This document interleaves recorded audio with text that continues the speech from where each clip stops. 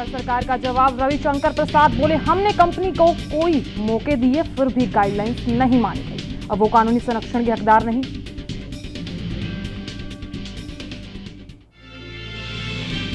गाजियाबाद पिटाई मामले में पीड़ित बुजुर्ग ने बदला अपना बयान। ताबीज की बात झूठी, लगवाए गए जय श्री राम के नारे।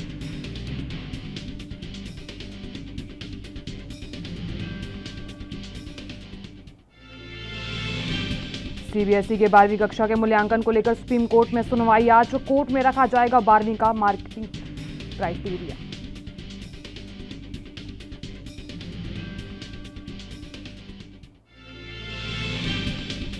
बिहार में सियासी घमासान जारी। चिराग पासवान ने राजू तिवारी को बताया बिहार एलजेपी का अध्यक्ष। लोजपा पारसपुर के अध्यक्ष का चुनाव होगा आज।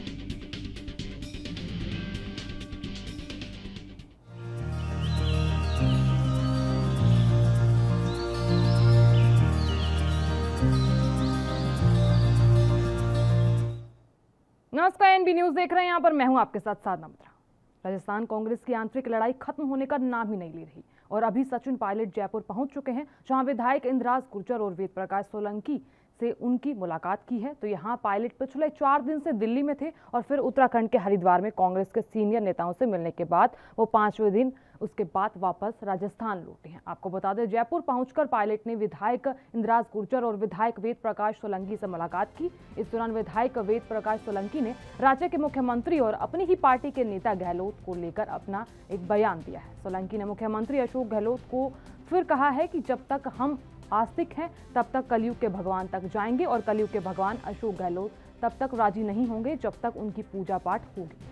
हम नास्तिक हो जाएंगे तो कोई बात नहीं होगी। सोलंकी ने आगे कहा कि SC/ST के मुद्दों की वजह से सरकार बनी है। गद्दार कौन है, क्या है, मैं इस टिप्पणी का जवाब नहीं दूंगा। जिन मुद्दों पर बात हुई है उन्हें भटकाने की कोशिश की जा रही है। आज SC/ST के लोगों को इच्छा मृत्यु मांगने की नौबत आ गई है।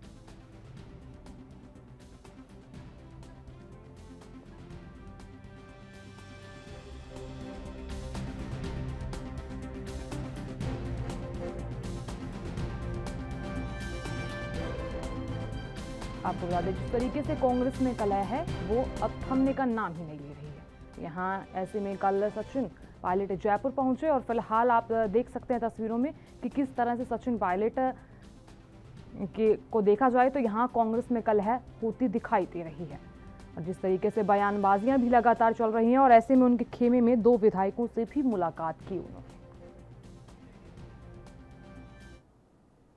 उधर अयोध्या राम मंदिर मामले ने राजनीति तूल पकड़ लिया है। राम मंदिर के जमीन को महंगे दामों में खरीदने का आरोप लगाया जा रहा है, जिस पर सभी विपक्षी पार्टी प्रकरण में जांच की मांग कर रही है। और इसी को देखें तो इस कड़ी में गाजियाबाद के चोपला स्थित हनुमान मंदिर पर आम आदमी पार्टी के कार्यकर्ता पहुंचे और अपना विरोध व्यक्त करने लगे। आम आदमी पार्टी के कार्यकर्ताओं के पहुंचने के बाद पुलिस मौके पर पहुंची और इसी को देखते हुए कार्यकर्ताओं को हिरासत में लिया गया। कार्यकर्ताओं को थाने ले जाया गया और फिर मुचलका भर के छोड़ दिया गया।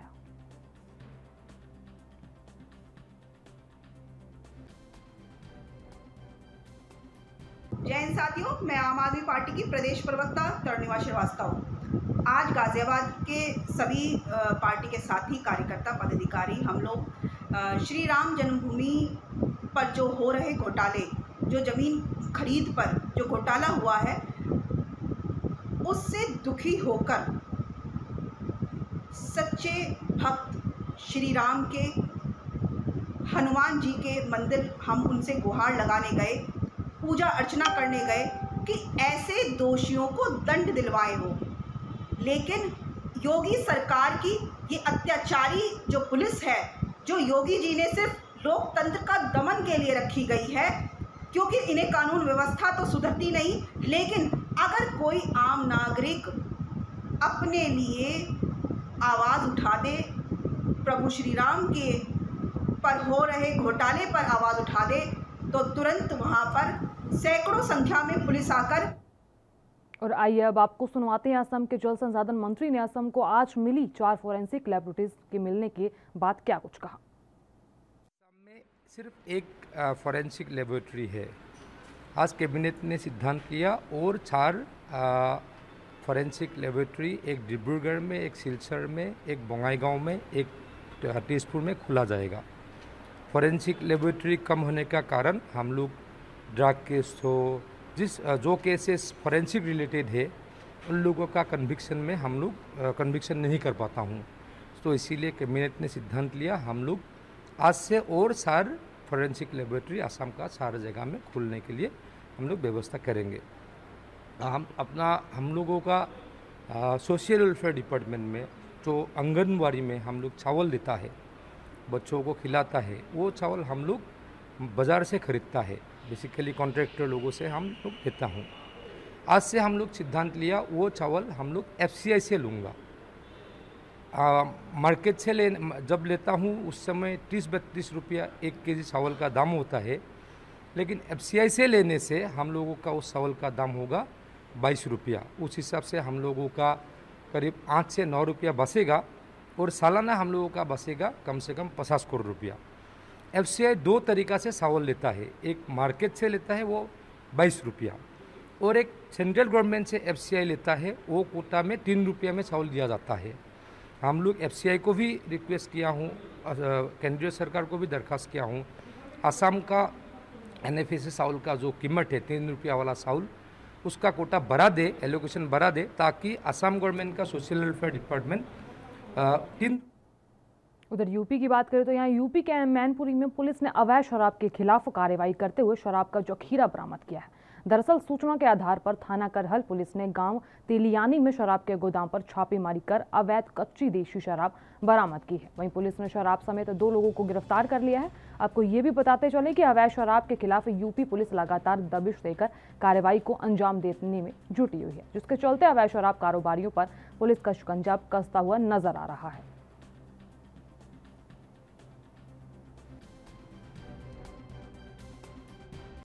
कल शाम लगभग 6 बजे मुखबिर की सूचना पर करहल पुलिस ने गांव तिलियानी से शराब बनाते हुए 2 अभियुक्तों को पकड़ा और 20 पेटी शराब और अन्य उपकरण भी। एक अभियुक्त भागने में सफल हो गया। 2 अभियुक्त जो गिरफ्तार किए गए हैं उनके ऊपर कार्रवाई की जा रही है। अच्छा सर, लगभग 15 दिन होने जा रहे हैं, इसमें 2 बार करहल पुलिस शराब पकड़ चुकी है। आगे भी ये प्रक्रिया जारी, ये आगे प्रक्रिया जारी रहेगी और यहाँ अवैध शराब को कहीं से भी संरक्षण। वही अब देश में अगर गोल्ड की बात करें तो यहाँ देश में गोल्ड हॉल मार्किंग अनिवार्य हो गई है। यानी अब किसी भी दुकान से सोना खरीदने चाहेंगे तो आपको सिर्फ हॉल मार्क का ही सोना मिलेगा। इसकी सबसे खास बात यह है कि सोने पर लिखा होगा कि अब कितने कैरेट का है। BIS के अनुसार अनिवार्य हॉल मार्किंग से आम लोगों को फायदा होगा। यह सुनिश्चित करेगा कि उपभोक्ता सोने के गहने खरीदते समय धोखा ना खाए और उन्हें आभूषणों पर अंकित शुद्धता के अनुसार ही आभूषणों की प्राप्ति हो।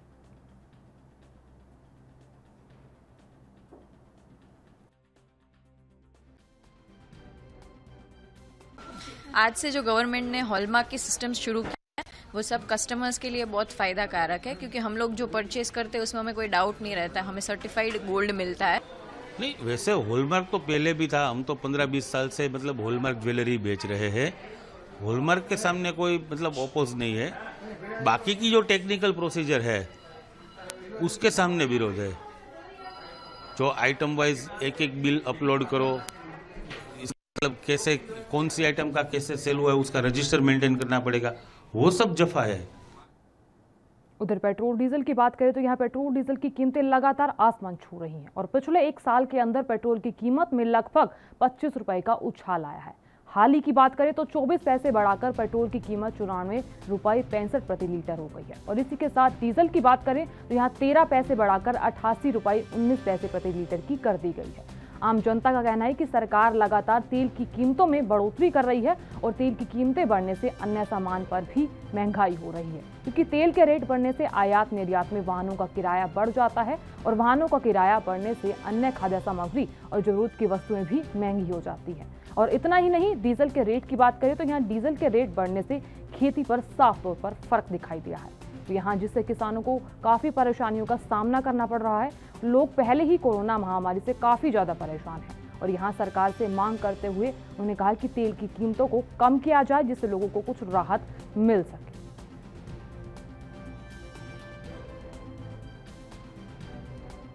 ये दिक्कतें ये आ रही हैं ये किसानों पे सबसे ज़्यादा मार पड़ रही है। पहले तो कोरोना की मार पड़ी लोगों को, उसके बाद अब दिन पे दिन रोज़ाना पेट्रोल डीजल बढ़ने की कीमतें जब सुनता है किसान, ये आयात निर्यात पे भी बहुत ज़्यादा फ़र्क पड़ेगा इसमें, और किसानों की तो बहुत ही ज़्यादा बुरी हालत हो जाएगी इस महंगाई से। वाहन चालकों पे किस तरह का असर पड़ रहा है? वाहन चालक हैं जिनके पास अपनी गाड़ियां हैं, ये कोई किराए की करके ले जाता है, उसका महंगे दाम लगाना, ये घर से कहीं जाना है तो उसको टिकट की तरफ देखना कि भाई इतने पैसे का तेल पहले खुलता था और आज और महंगा। देखिए, पेट्रोल डीजल से असल में आमजन जुड़ा हुआ है, क्योंकि पेट्रोल का रेट जब बढ़ता है तो वो मार एक आम आदमी पे भी पड़ती है, क्योंकि आज लॉकडाउन के टाइम पे बिजनेस किसी के है नहीं, समस्या है बिजनेस की, काम धंधे किसी के नहीं है, और आदतें लोगों ने ऐसी बात रखी है कि गाड़ी से, स्कूटर, मोटरसाइकिल से ही लोग जाते हैं, तो पेट्रोल से दिक्कत है। दूसरा जो डीजल का है, डीजल किसान के साथ भी जुड़ा हुआ है, ट्रांसपोर्ट लाइन से भी जुड़ा हुआ है। डीजल का जब रेट बढ़ेगा तो भाड़ा बढ़ेगा, भाड़ा। पिछले दिनों झांसी जिले के मऊरानी में हुए गोलीकांड में 2 लोगों को गोली लगी थी, जिसमें आज इलाज के दौरान एक की मौत हो गई है। बताया जा रहा है कि मऊरानी के दुबे चौक निवासी अशोक अग्रवाल और मुकेश अग्रवाल को गोली लगने के बाद झांसी रेफर किया गया था, जहां ऑपरेशन के बाद अशोक अग्रवाल की हालत में सुधार न होने के पाने के चलते डॉक्टरों ने दिल्ली रेफर किया था, लेकिन यहाँ दिल्ली ले जाते समय रास्ते में अशोक अग्रवाल की मौत हो गई थी। आपको बता दें, जिसके बाद पूरे मऊरानी में मातम सा छा गया है, साथ ही पूरे कस्बे में आक्रोश भी फैला हुआ है। और इसी को देखते हुए गुस्साए क्षेत्रवासियों ने मऊरानी के बीजेपी विधायक बिहारी लाल आर्य के खिलाफ सड़कों पर उतरकर प्रदर्शन भी किया, और इसी को देखते हुए स्थानीय लोगों और परिजनों में पुलिस और आरोपियों के खिलाफ काफी रोष के चलते पूरा दुबे चौक छावनी में तब्दील हो गया। वहीं परिजनों ने विधायक के खिलाफ आरोपियों को संरक्षण देने का आरोप लगाते हुए कार्रवाई करने की मांग की है।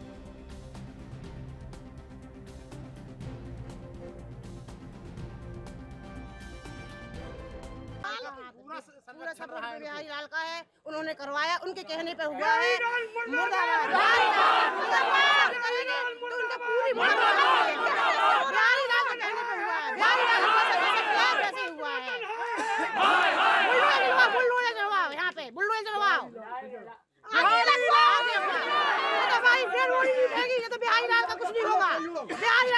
यहाँ हो गए 50 लोग आत्महत्या कर लेंगे अगर ये लोग पकड़े नहीं गए। बिहारी लाल का पूरा संरक्षण है, बिहारी लाल आरजी का पूरा संरक्षण है। बिहारी लाल पूरे साल भर से जुआ खिलवा रहा है। बिहारी लाल जुआ का पैसा लिया बिहारी लाल। अगर ये लोग गिरफ्तार नहीं हुए किसी कारण पर, पूरे 50 लोग परिवार। देश में अब आपको खरा सोना मिलेगा, तो यहाँ केंद्र सरकार गोल्ड ज्वेलरी और डिजाइन पर 16 जून से हॉलमार्किंग की व्यवस्था शुरू कर रही है, और ऐसे में सोने पर जरूरी हॉलमार्किंग से लोग और धोखाधड़ी से बचेंगे। आपको बता दें, यहाँ प्योरिटी के लिहाज से वही चीज़ मिलेगी जिसके लिए उन्होंने पेमेंट किया है। पीटीआई तो यहाँ जानकारी के मुताबिक शुरुआत में यह व्यवस्था देश के 256 जिलों से शुरू की गई थी, और इसके बाद इसे फेज वाइज लागू किया गया। हॉलमार्किंग कीमत धातु की प्योरिटी का सर्टिफिकेट है, और इससे पहले भी व्यवस्था स्वैच्छिक रखी गई थी। आपको ये भी बता दें कि उपभोक्ता मामले के मंत्री पीयूष गोयल ने कहा कि अगस्त 2021 तक इस मामले में कोई जुर्माना नहीं लगाया जाएगा।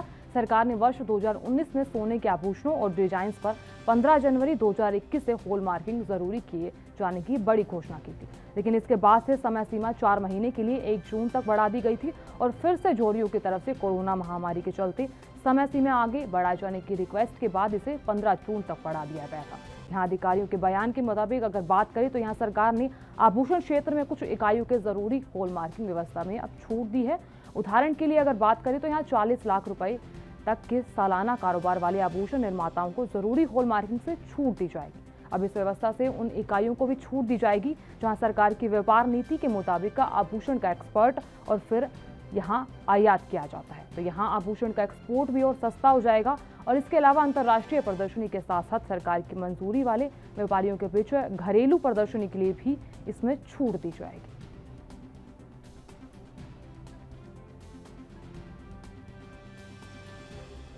आपको बता दें, अब धोखाधड़ी से निजात मिलने वाली है। जिस तरीके से सोने के रेट बढ़ रहे थे, अब आपको यहां निजात मिलने वाली है। देश में अब आपको खरा सोना मिलेगा, यानी कि अब हॉलमार्किंग की व्यवस्था सरकार ने शुरू कर दी है। तो यहाँ आम जनता के लिए भी सरकार ने राहत प्रदान की है। जिस तरीके से सोना काफ़ी ज़्यादा महंगा हो रहा था और लोगों में यही डर था कि अब आखिर सोना खरा आएगा कैसे, तो यहाँ अब सरकार की तरफ से राहत दी गई है। राहत की बात करें तो यह राहत हॉल मार्किंग के द्वारा प्रदान की गई है। उधर हरियाणा की बात करें तो यहाँ हरियाणा में पृथला विधानसभा के फतेहपुर बिलोच गांव के लोगों ने गांव के सरपंच और अधिकारियों पर आरोप लगाए हैं। एक तरफ देश के प्रधानमंत्री, प्रदेश के मुख्यमंत्री मनोहर लाल स्वच्छता मिशन को लेकर बयानबाजी करते हैं, तो वहीं दूसरी तरफ बात करें तो गांव के सरपंच और अधिकारी गांव में स्वच्छता को लेकर गंभीर नहीं है। दरअसल बिलोच गांव के लोग खुद अपने गली मोहल्लों को साफ करते हुए नजर आए, तो यहाँ लोगों ने स्थानीय अधिकारी और गांव के सरपंच पर आरोप लगाए कि कई बार शिकायत करने के बावजूद हमारे इलाके में कोई सफाई नहीं होती है, ना ही कोई सफाई कर्मचारी मौजूद है और ना ही किसी तरह की कोई सफाई व्यवस्था है। और इसी को देखते हुए लोगों ने स्थानीय विधायक पर भी आरोप लगाए हैं। विधायक साहब को कई बार बताए जाने के बाद और लिखित में शिकायत देने के बावजूद भी विधायक आप खुद गांव में आते नहीं हैं और पिछले काफी दिनों से गांव के लोग परेशान हैं। तो यहाँ सफाई ना होने की वजह से गांववासी काफी ज्यादा परेशान दिखाई दे रहे हैं। तस्वीरों में भी आप साफ तौर पर देख सकते हैं कि किस तरह स्वच्छ भारत मिशन का पलीता लगाया जा रहा है। तो यहाँ अब उन्होंने आरोप भी लगाया है कि खुद सफाई में हम जुट गए हैं क्योंकि साफ सफाई नहीं की जाती है।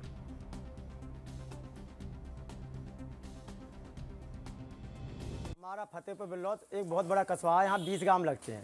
यहाँ जो बहुत बड़ी पंचायत है, सरकार वादे करती है कि स्वच्छ अभियान स्वच्छ भारत, लेकिन यहाँ आकर आप देखो हमारे फतेहपुर के बाजार में जहाँ 20 गांवों की पंचायत है, अपने हाथों से उठाकर नाली साफ कर रहे हैं हम, और सारी कीच हम खुद उठाकर साफ कर रहे हैं। कोई प्रशासन की कोई सुनवाई नहीं है।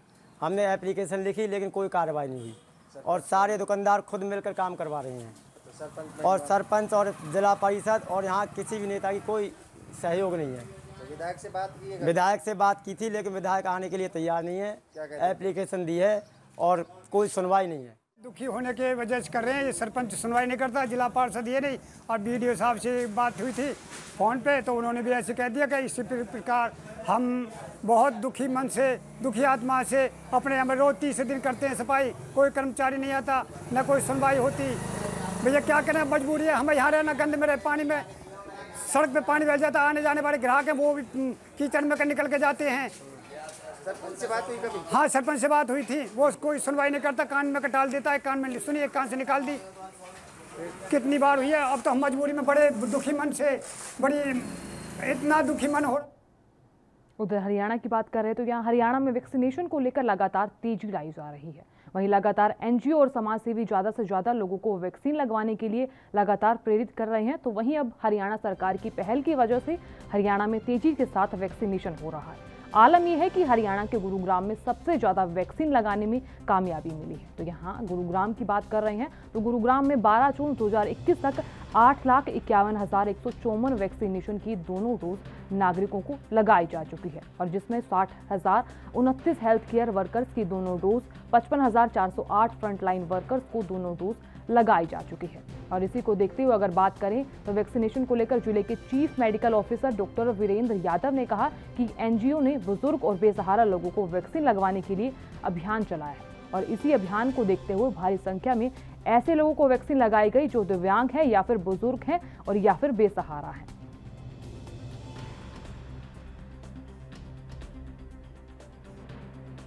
मिलाकर 700 लोग हैं, तो हमने फैसला किया इन सभी 700 लोगों को आज हमने वैक्सीनेशन करने का प्रण बनाया या मन किया, तो आज हमने इन सभी को वैक्सीनेट करने का काम चल रहा है। और मैं आपको यहाँ ये बताना चाहूँगा, ये संभवतः एक साथ इस किस्म के आश्रम में या इतने लोगों को इतने साथ एक साथ वैक्सीनेट करने का ये शायद प्रदेश में तो है ही है, देश में भी शायद ये पहला प्रयास होगा। आप अगर इनसे मिलेंगे देखेंगे बहुत से लोग ऐसे हैं जो आपको नमस्ते भी करते हैं, जो जानते भी हैं क्या हो रहा, अपना नाम अपनी एज बताते हैं। और इवन ऐसा है जिन बच्चों को अगर आपने देखा होगा वैक्सीनेशन करा तो वो शायद अपना शर्ट निकाल कर दिखाना चाह रही होगी कि बता रही है कि मुझे यहाँ टीका लगना है, तो ऐसा नहीं है। ये लोग जो हैं।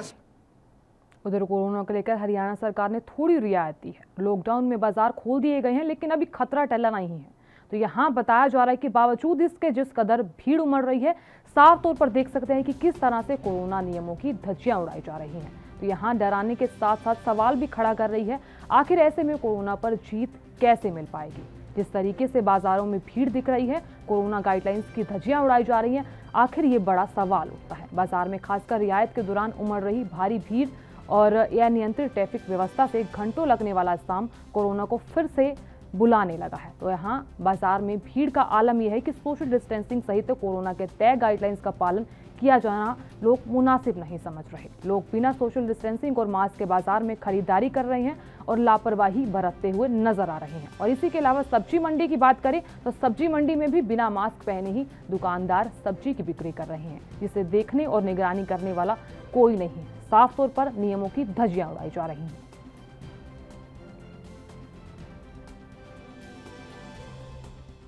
कस्टमर को गाइड करना पड़ेगा, समझाना पड़ेगा, डिस्टेंस मेंटेन करना पड़ेगा शॉप पे। साथ में जो आए कस्टमर उसको सैनिटाइज करना पड़ेगा, उसको मास्क के लिए एजुकेट करना पड़ेगा कि हमेशा मास्क पहने रखे, जिससे कि उसकी भी सेफ्टी है, सामने वाले की भी सेफ्टी है। हर चीज़ का जो भी हमारा एक सरकार की तरफ से एक गाइडलाइन जारी है, वो सारा कुछ हमें फॉलो करना पड़ेगा, जो जिससे कि ये महामारी फिर से ना हो जाए। अच्छा, लोग बाज़ारों में निकले हैं तो कैसे निकलें, क्या ज़रूरत पर निकले हैं, कैसे सारी चीज़ें व्यवस्था की जाएगी, इनको लेकर कैसे समझाएंगे? हेलो, जो निकलेंगे बाज़ार में तो जो ज़रूरत का सामान है उन्हें तो लेना ही है कस्टमर को। तो घर से जब निकले तो सैनिटाइज़र लेके निकले, मास्क लेके निकले, एक डिस्टेंस मेंटेन रखें जब भी सामान ले रहे हैं किसी भी दुकान पे। यही हम।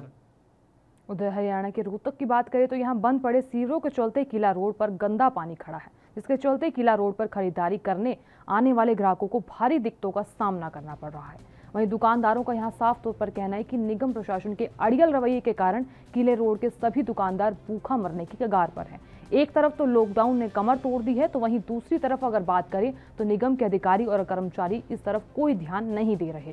तो यहाँ नगर निगम का कोई भी कर्मचारी या अधिकारी यहाँ मौके की सुध लेने नहीं पहुंच रहा और यहाँ जल्द ही समस्या का समाधान नहीं किया गया तो यह समस्या एक महामारी का रूप भी ले सकती है। जिस तरीके से बारिश हो रही है, लोगों को एक तरफ से राहत तो मिली है, लेकिन यहाँ सीवरेज की व्यवस्था ठप होने से लगातार लोग परेशान हैं और ऐसे में दुकानदार और पब्लिक को काफी ज्यादा परेशानियों का सामना करना पड़ रहा है।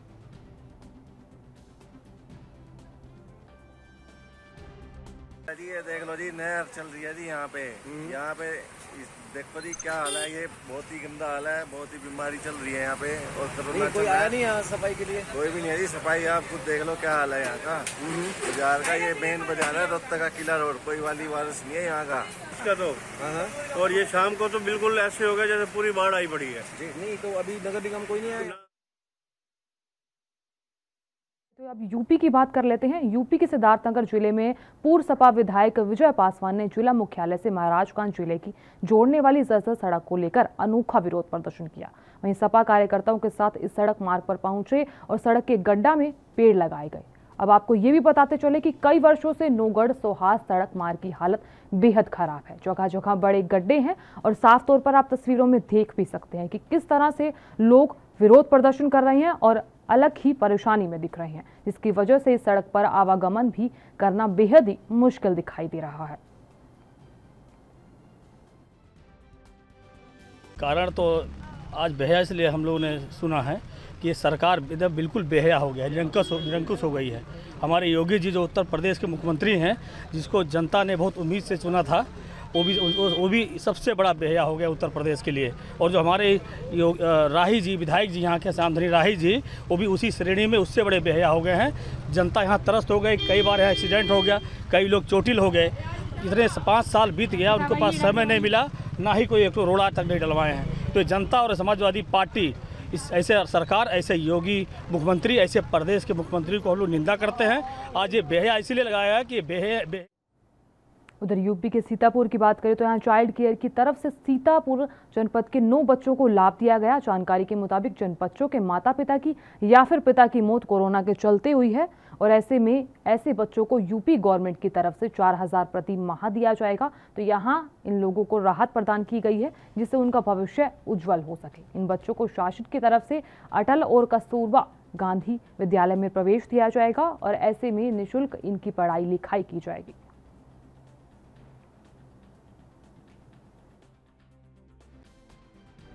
उत्तर प्रदेश सरकार के द्वारा बाल योजना है बच्चों के लिए, जिन बच्चों के मतलब फादर एक्सपायर हो गए हैं कोविड-19 से, या मदर या दोनों हो गए हैं तो उन बच्चों को 4,000 रुपया प्रतिमाह दिया जाएगा जी। तो ऐसे बच्चों के लिए जनपद सीतापुर से हमें सूचना मिली थी, चाइल्ड लाइन के टोल फ्री नंबर 109 पे कि 9 बच्चे की जानकारी मिली थी, जो आज 9 बच्चे बाल कल्याण समिति जनपद सीतापुर में प्रस्तुत हुए हैं और उनके आदेश से बच्चों की सभी जानकारी ली गई है और अग्रिम कार्रवाई के लिए उनकी अपनी जो है प्रयास पूरा हो चुका है और बच्चे जो है माता की सुपुर्दगी में है। आपका नाम? उधर सामना के संपादकीय में राम मंदिर को लेकर बीजेपी की खिंचाई की गई थी। बताया जा रहा है कि जिसके बाद बीजेपी यूथ विंग के कार्यकर्ता दादर में शिवसेना के मुख्यालय की ओर प्रदर्शन के लिए जा रहे थे। इस दौरान रास्ते में ही पुलिस ने उन्हें रोक लिया और यहां बीजेपी यूथ विंग के कार्यकर्ता उन्हें शिवसेना मुख्यमंत्री उद्धव ठाकरे और सोनिया गांधी के खिलाफ जमकर नारेबाजी की। पुलिस ने सभी कार्यकर्ताओं को गाड़ी में भरकर मौके से लेकर दूर ले जाया गया। इस दौरान भारतीय जनता युवा मोर्चा के कार्यकर्ताओं ने राम मंदिर के समर्थन में और जय श्री राम का नारा लगाया।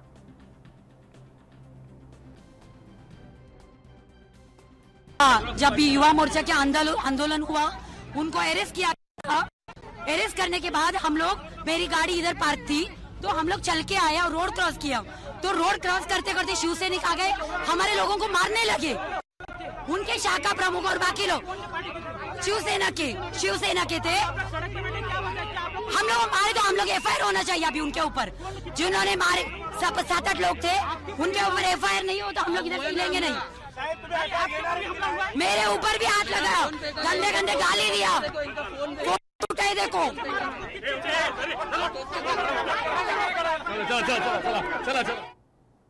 फिलहाल के लिए इतना ही। आप देखते रहिए ANV न्यूज़। नमस्कार।